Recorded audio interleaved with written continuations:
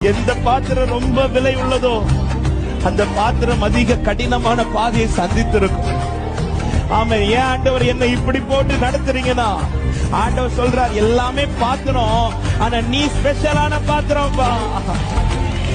எல்லாமே பாத்திரங்கள் தான், ஆனா நீ கொஞ்சம் ஸ்பெஷலான பாத்திரம்.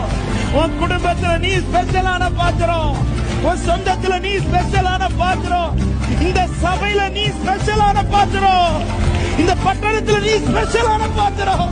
இந்த பாத்திரத்துல அவர் பண்ணின உடன்படிக்கை அது அவமாய் போகாது, அவமாய் போகாது. திட்டமுடையவன் நீ, உடன்படிக்கை உடையவன் நீ, தாழ்ந்து போக மாட்டான். உன் ஆரம்பம் பலரால் தூக்கி வெளியில வைக்கப்பட்டதா இருக்கலாம், ஆனால் முடிவுல நீ வெளியில அல்ல, நீ இருக்க வேண்டிய ஸ்தானத்துல கர்த்தர் உன்னை கொண்டு வந்து இருத்துவான். நீ இருக்க வேண்டிய ஸ்தானத்துல கர்த்தர்